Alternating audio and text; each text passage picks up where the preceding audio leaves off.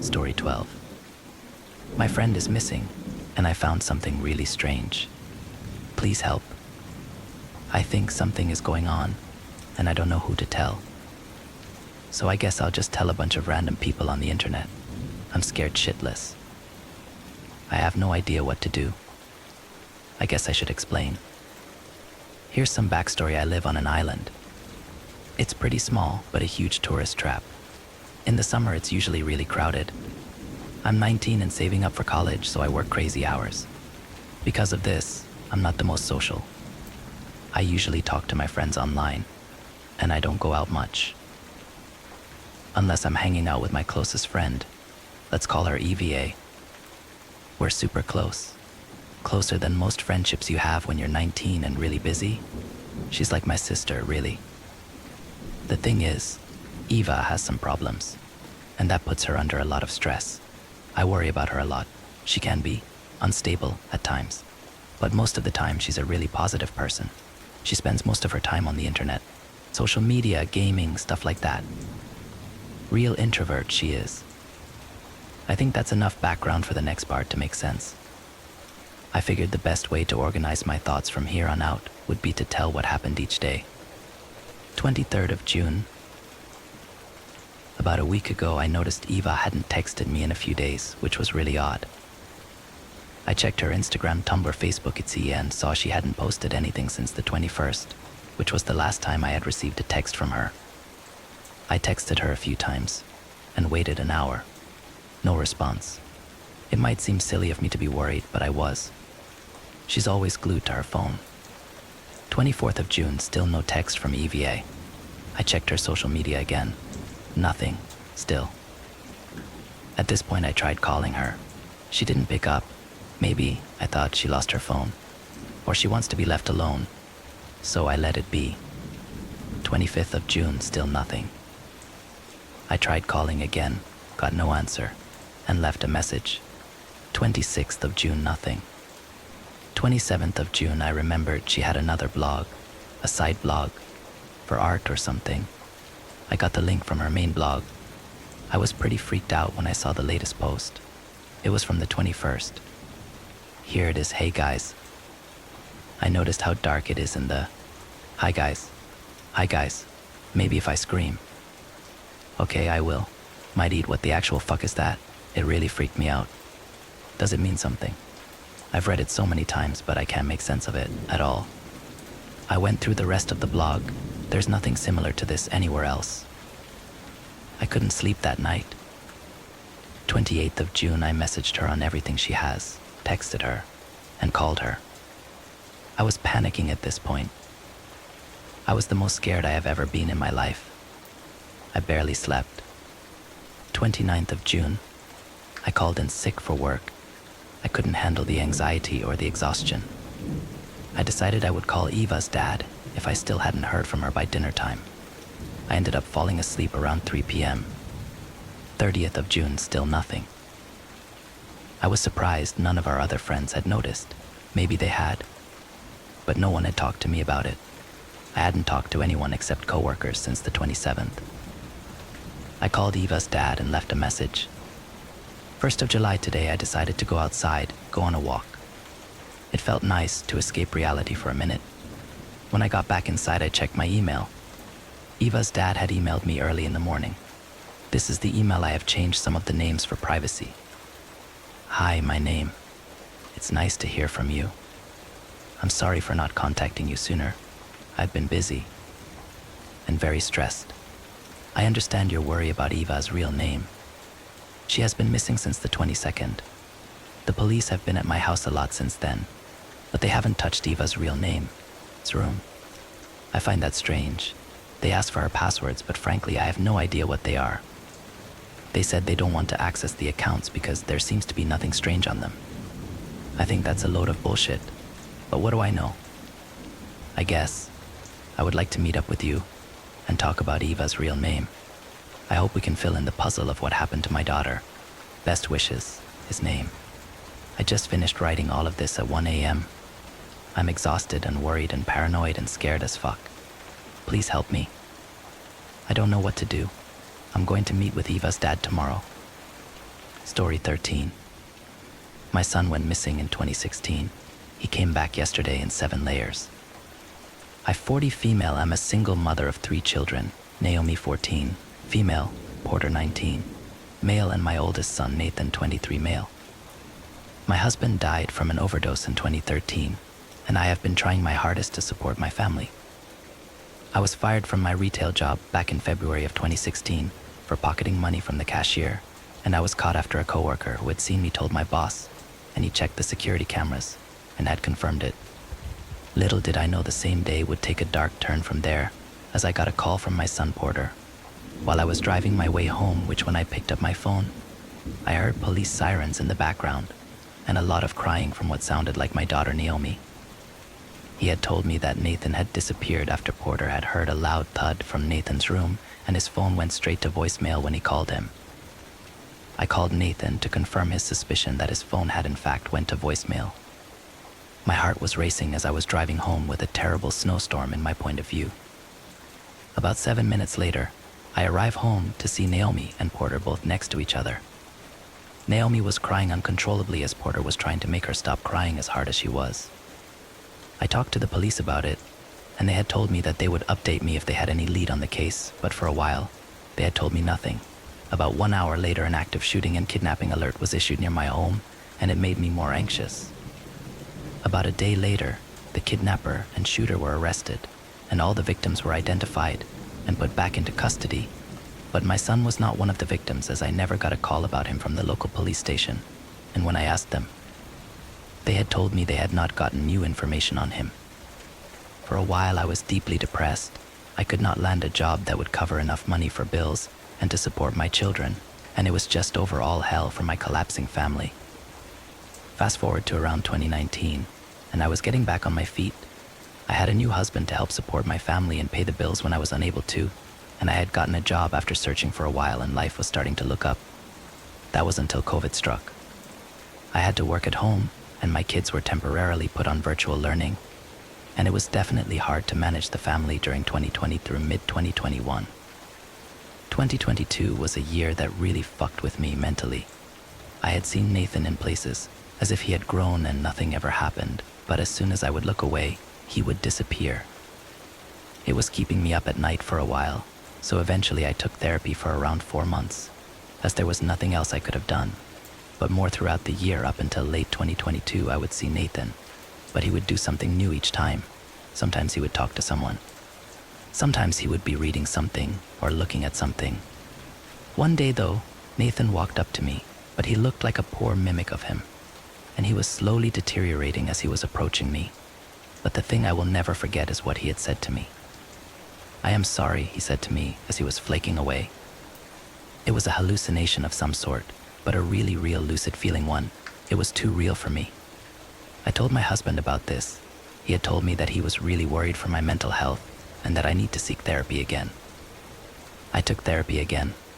It helped, but it was not enough. I still felt as if he was out there. Then yesterday happened. The police contacted me and said they had found Nathan. I was shocked. He was still alive. It was so much for me to process. I head over to the station to see where he was, but the person they had thought was my son was nearly a terrible copy of him. It looked nothing like him. He did not even look human. My daughter even told me this, and she was too scared to interact with him. I had let my gullibility get the best of me, however, and I let him come home with us. That would turn out to be a terrible mistake. Later in the day, I was watching TV and heard him from his room. It sounded like faint screams at first, so I was worried. But as soon as I entered his room, my heart dropped, and I could not believe my eyes. That thing was not him. Remember how I said earlier in my hallucination that he was deteriorating? Well, this was nearly the same thing. It was peeling off layer by layer, but now there was blood bleeding from everywhere, and it looked like his limbs were growing rapidly, and he was getting skinnier. His voice got more distorted too, as if someone had reversed his speech, and he was screaming what sounded like gibberish. Around the 7th layer of skin, it looked completely empty, nothing like I had ever seen before. It was tall and void-like, and was way too skinny to be a normal person. This was not my son. Not too long after, it had looked like he was growing vines around the room from his feet. I did not want to enter the room. In fact, I was pretty much paralyzed. He glanced over to see me. He had no mouth but was still able to talk. And he said the same thing I had heard in my hallucination. But this time it sounded like its voice was like a broken record, as it repeated randomly, and the voice was hard to kind of tell what it was saying. I call the police. They arrive and investigate the room, but the entity had left with its only trace being the skin that had peeled off. I am writing this in fear of it coming back and hurting my family or much worse. My husband is terrified with all of this, and the kids are extremely fearful of what they had just been through. And I can't say this more than enough, but I am also just as fearful of what could happen next. Story 14. I pretended to be a missing girl so I could rob our family. Michaela Murray went missing 12 years ago, on the eve of her 18th birthday. She didn't have any big plans or anything, but her friends described her as having been in a particularly good mood for what was otherwise a perfectly normal Friday. She'd gone to school, soccer practice, work, and then came home for a night of Disney movies with her kid brother, James. He'd been more excited for her birthday than she was. He wanted to stay awake with her until midnight, but of course had fallen asleep right away. He woke in the middle of the night to her headlights shining through his window. He watched as they rushed down the country road they lived off of, not knowing that it was the last he'd ever see of her. The poor kid was only 5, and would be forever tormented over why she'd leave him like that, or why she'd never come back. It wasn't until the sun came up on that cold Saturday morning that anyone realized something was wrong. Her parents entered her room to wish her a happy birthday, only to find her bed empty, car gone, and phone off. They started their rounds of calls to all Michaela's friends, but nobody had seen or heard from her. Panic really started to set in when Michaela's car was found abandoned on the side of a heavily wooded road, pulled off to the side and facing the wrong direction, practically in the middle of nowhere. There were no hiking trails or anything like that, nor were there any signs of struggle or any evidence of where she might have gone next. Until Michaela's friends followed the road on a map. You see, Michaela had a boyfriend, Tom. He was a year older and had just gone off to college. He'd been trying to get Michaela to come visit him, but her parents just wouldn't allow it. But if they had, this was the very road she'd have taken to get there. So while Linda Murray filed the missing persons report, Paul Murray sped on up that road, all the way to the Tom's University. Tom swore to him, and, later, the investigators that he hadn't seen her in weeks, that he'd been in his room studying that night. His roommate confirmed seeing him early that evening, but then left to go to a party where he'd then spent the night. The police looked deeper into Tom and found strands of Michaela's hair in his car. This didn't prove much, but it spooked Tom enough into changing his story a bit and admitting to have seen Michaela more recently than he'd said. That he'd picked her up late the weekend prior for a midnight drive. This sounded precisely like what had happened the night she'd gone missing, but police found nothing to substantiate it. Tom was eventually cleared as a suspect, but the Murrays never let it go. They were certain he was involved in her disappearance, so certain that Paul Murray spent several nights sitting outside Tom's dorm, waiting to catch his daughter going in or out. Tom's family ended up taking legal action, which was the end of that. It wasn't long before the case went cold. The days, weeks, and months passed without any further updates. The people in Michaela's life were left with this dark cloud of uncertainty, wondering what had happened to her. If she was out there somewhere. And she was. She was about to return home after more than a decade. Because I'm Michaela Murray, and I ran away that night to start a new life. At least that's what I told the Murrays. I had no fucking idea what happened to that girl. You think I'm awful. That's fine. I don't disagree. I'm not proud of what I did. I was desperate, homeless, and on the run. Smoking a pack a day just to function. I owed a lot of money to the wrong people for some other things that I'm not really proud of. I was stuck and needed a plan. And then I saw her face. Michaela Murray. It was on a bulletin board at some cheap motel I'd passed through. There were half a dozen girls on there, but Michaela stood out because she looked so much like me. I could have swapped in one of my old high school photos and I doubt anyone would have noticed. Not that anyone was paying attention to this board or these girls anymore. Even the lady at the motel, who'd spotted me staring, said, "They ain't coming home, but I don't got the heart to take 'em down." As I ripped another butt later that night, I decided one of them would be coming home. Michaela's family had money, and that was exactly what I needed. If you're wondering how I expected to get away with it, I didn't. I wasn't planning on being there for more than a night. I did just enough research on Michaela to get in, find what I could take, and get out. I was going to beg them to give me one day before alerting anybody that I'd returned. To let me rest in my own bed before being swarmed by whatever media nowhere Indiana had to offer. Though after miles and miles of cornfields, my guess was that I'd have time to escape that wave. The bus station looked copied and pasted into place, standing out between a small market and gas station. I made sure not to talk to anyone. I didn't want to risk being mistaken for the town's longest missing girl, not yet. After one last cigarette, I shoved the pack and the lighter back into my coat pocket, along with my real identity. When I turned down Lincoln Ave, I was no longer me. I was Michaela Murray. The Murrays lived a pretty secluded life. Their home sat alone in the middle of endless plains. I could hardly see their neighbors. I was starting to understand why Michaela might have run away. Although the house itself was huge, with an in-ground pool and a cute little gazebo out back, draped in numerous flags and dream catchers. I rang the bell and felt my stomach sink. What if my dirty blonde hair wasn't light enough, or if Michaela had had some obvious scar I'd overlooked? But when Linda Murray answered the door, she nearly collapsed. She shrieked and clasped her hands to her mouth, bursting into heaves of tears. "Oh my God," she kept repeating. I stood there awkwardly as she squeezed me tighter than I would have liked. The dog at her legs was barking madly, and all I could think was how pissed off I'd be if I got caught, because the dog didn't recognize my scent. "What is it?" Linda Michaela's dad called from somewhere inside the house. He eventually appeared behind her and saw me standing there, secretly trying to get myself to cry. He stumbled back. "Is it really you?" he uttered. His eyes went wide and his bushy gray mustache twitched. The dog was still barking, reminding me that I was in fact a stranger in this house. But I nodded and said, "Yes, Daddy, it's me." Before Paul could respond, another taller figure pushed through. Little James was little no more. He was 17 now, the same age his sister was when she vanished. He still had that same baby face though, only it was pale white, like he hadn't seen the sun in a while. He was staring right at me, looking almost scared. I panicked for a moment but figured surely, of all people, I'd be safest around James. He'd hardly ever known his sister. Yet the baby blue eyes behind his jet black hair were piercing into mine, and I couldn't think of anything to say to him. I could feel the cigarettes in my pocket. I needed one bad. "Come here," baby girl Paul breathed. Linda, who was still sobbing and clutching onto me, passed me off like a toy she did not want to share.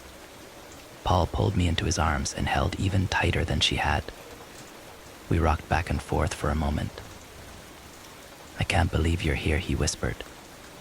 Linda watched with her hands still covering her mouth. "James, come give your sister a hug," she cried. "It's Sissy, I wanted to puke." James didn't move until Paul grabbed his shoulder and pulled him into us.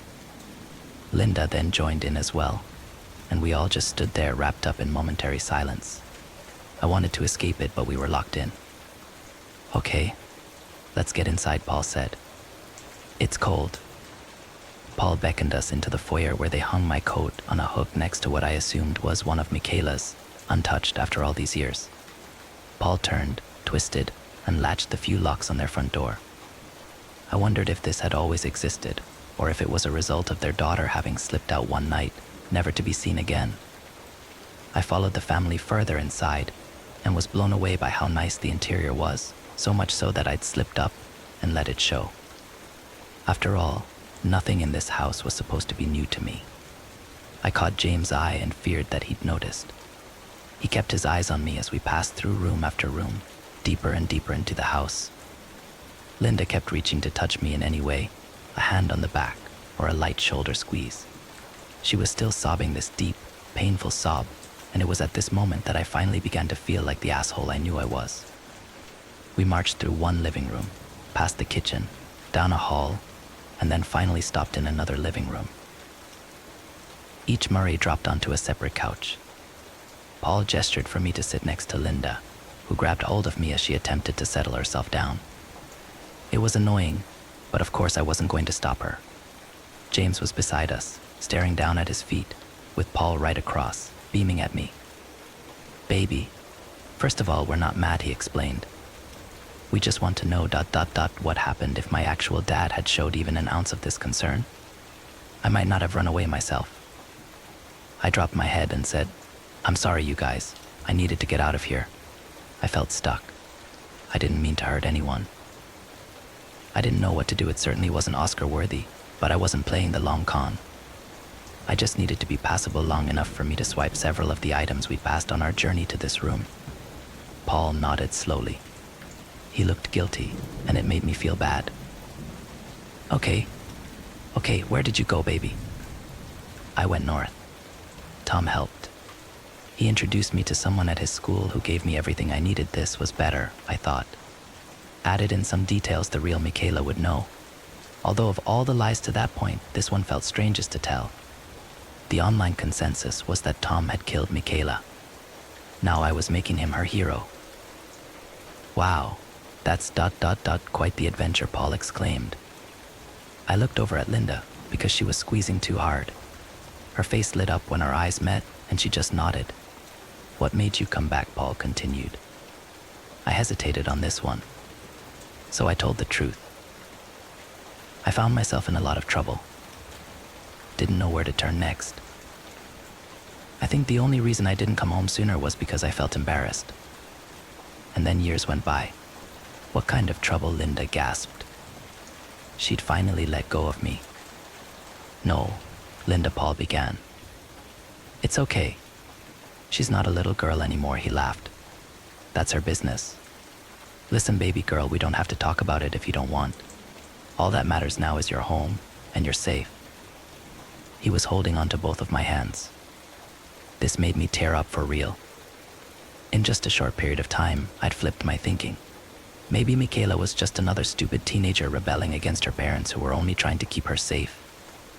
Maybe she snuck out to celebrate her 18th birthday with her college boyfriend at some frat party. Maybe some random frat guy decided he wanted her. Maybe he slipped something into her drink. Or maybe she got too experimental. Maybe someone offered her something she'd never tried before, and she took it. To be cool. To show off in front of her college boyfriend's college friends. I spent my whole life wishing I'd had hers. You know what? "I have an idea," Paul said dramatically with a raised finger. "Linda, why don't you go out and get stuff for pork sandwiches? And I'll cook up some tater tots." Yeah, he was looking at me with raised eyebrows like I was supposed to know what the fuck he was talking about. So I pretended to. This must have been some sort of Murray tradition or Michaela's favorite meal or something. "That sounds great," I said. I tried not to look at James, but the avoidance only made my eyes want to do so even more. And they did. James was still staring blankly at the floor ahead of him. Linda suddenly hopped up. "Michaela, sweetie, do you want to come with me?" I hated how often they were saying her name, and how they spoke to me like I was 5. Before I got a chance to respond, Paul chimed in. "Hun, let her breathe. Run to the market. I'll get things started. And you," he said to me, "go rest up. It's gonna be crazy here by tomorrow. I just want to have one night as a family first, yeah." I could not have agreed more. Everything was going exactly as I had planned. There was a really shiny, diamond-studded vase calling my name right next to an autographed jersey of some football player I'd never heard of. I was gonna walk out with one while wearing the other. "You remember where your room is, right?" James said to me after Linda and Paul walked off. I obviously had no idea where anything was, so I joked back. "Oh, I thought this was it." He gave a half-hearted huff and beckoned me to follow him upstairs. "Do you want to hang out? Watch a movie or something?" "Sure." Tried to stay awake this time. He either didn't like that one or didn't get it. I followed behind as he sauntered to his room. There were several doors in that upper hallway, and I worried I was going to have to guess later which one was Michaela's. James' room was surprisingly clean. The baggy jeans and messy hair gave me a totally different vibe. His bed was made, his walls were bare, and the desk in the corner looked like it was hardly ever used, even though it probably was every day. The one window in the room had a perfect view of the backyard and the setting sun beyond the fields. I heard a lock click. "Why did you come here?" James muttered. He slowly turned to face me. My heart stopped. "What do you mean?" "Why are you here?" he repeated in a forceful whisper. He was now eyeing me madly. "Look, I'm really sorry I left you. I feel terrible about it. I always have." He shook his head and started to tear up, like he couldn't bear to hear it. He then rushed towards me, and for a moment I thought he was going to attack me. But he brushed past and stopped at the window. "Remember when I climbed the gazebo?" And fell. Nope. Had no idea what he was talking about. "Of course I remember," I pleaded. He laughed to himself and then marched right on up to me, grabbing me by the shoulders. "That's weird, because Dad built it after she left. You fucking idiot." He tossed me backward and spun off towards his closet. He started throwing clothes in a duffel bag. "We need to go," he said. "Now." My whole body was tingling. I knew I was caught, but I still wasn't sure what to do. "Do you understand what's happening here?" he continued. "He knows. He knew the whole time." I finally gave it up. What gave it away? He stopped to look back. "Because we know where she is." I was confused. This wasn't in any of the theories I'd read online. "Where is she?" James shook his head in frustration. He grabbed me by the arm and dragged me to the window. "She's right fucking there," he spat with a finger pointed outward. I looked out into the yard past the covered pool, where the gazebo sat lifeless and weather-worn, with noticeable chips in its white paint. The fact that James couldn't bear to look at it told me what he was thinking. I frowned. "What makes you think that?" He rushed back for the bag and threw more things inside. "He built it the week she left," he said with emphasis on every other word. "And they never use it during the day. Never." I wasn't convinced. James was so young when it happened, and clearly torn up over it, as was reported in everything I'd read about the case. When he noticed my skepticism, he huffed an annoyed sigh and turned to a dresser drawer, rummaging through before pulling out what he was looking for and jamming it into my gut. I reached down for it. It was a dirty, purple bracelet, all stretchy and rubber. It had her name on it. I played with it in my hand before slipping it onto my wrist. "Remy dug that up a couple years ago." "That's our dog, by the way," he added sarcastically. Dropped it right at my feet. And I remember it. I remember her wearing it that night. He sounded crazy. He tried to keep his voice down, which only made him seem crazier. "You saw her drive off," I said to him. "I saw her car drive off." My mind was racing. Why haven't you called the cops by now? Or run away? "Because I can't," he urged a bit louder than he meant to. "He'll kill us." All of us, he settled down and continued. "Listen to me, we're dead if we go downstairs. We need to leave. Right now." He was panting. I didn't move, didn't speak. He lowered his head in defeat and threw the bag over his shoulder, making his way for the window and starting to crawl out of it. It was just starting to get dark out there. "Please come," he tried one last time, half in and half out. I was frozen. I listened for any sign of danger outside the room, but it was silent. I thought, this was crazy, right? And then I thought about how much I wanted a cigarette. That was how I made my decision. I took James' hand, and he helped me climb out. Together we scurried on the roof of the back porch, and then dropped down onto the rather large portico above the back door. I'd almost fallen down the side, but James held me up. "Okay, we're gonna run," he explained as we crouched close together. He was nervous and out of breath. "The sheriff's downtown. We'll use the corn for cover." "Stay close," I nodded. Part of me was starting to actually believe him. He jumped first, and I followed. We took off. James was much faster than me. I looked back quick and saw Paul through the large French windows in the kitchen. I didn't look long enough to see his reaction, but I could tell he was watching us. I kept running. The dying grass looked like it would never end. There was a road in the distance, the same road I'd trudged along to get there, but it felt like it was never getting any closer. A gunshot rang loud. Paul had fired a rifle into the air. He was shouting out at us. I'd just reached the gazebo. James was nearly 50 yards ahead of me. I stopped to catch my breath, holding myself up on one of the gazebo railings. I was regretting all the cigarette smoking. And then I did the most impulsive thing I think I've ever done. I took my lighter out and lit that fucking thing on fire. The flags, the dream catchers, whatever I could. It took a couple tries, but once it caught, that was it. I had no idea if Michaela was really under there, or if James was just crazy with grief. But either way, I was out of there and I was never coming back. So I lit it up. I watched the flames dance along the darkening sky. Paul had started running towards it, and at that moment, Linda had pulled into the driveway. I could hear her shrill voice shouting to her husband. I was off and running again. But much to my surprise, James had stopped. He was coming back in my direction. "What did you do?" he shouted before passing me. I was confused. I watched him race toward the fire, knowing that it was long past fixing. No, James kept shouting. He was hysterical. It was like he was watching his actual sister burn.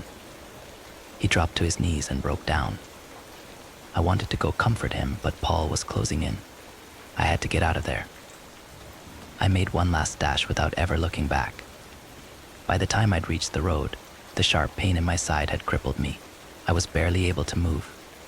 I ducked into the cornfields and followed along Lincoln Ave that way, in case the Murrays got into their car to chase after me. Every time I heard a car pass, I dropped to the ground and waited. I was terrified. It must have been another hour before I made it back to the station.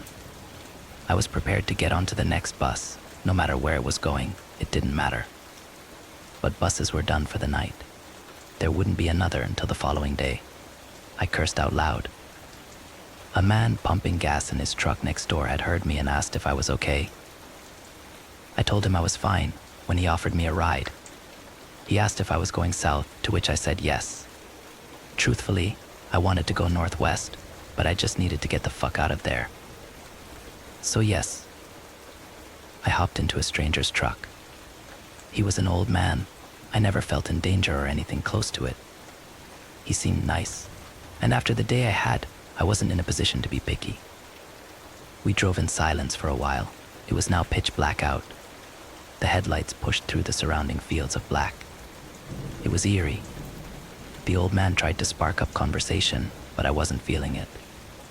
He'd asked if I wanted the radio on or off, if I was hungry, if I was cold, hot. Each time I told him I was fine. "I know it ain't my business, young lady, but are you sure you're okay?" he eventually asked me. It was clear that I was not. I nodded and assured him once more that I was fine. My mind was still back on Lincoln Ave, wondering what had been happening that very moment at the Murray household. Or if Michaela really was buried under the now burnt rubble.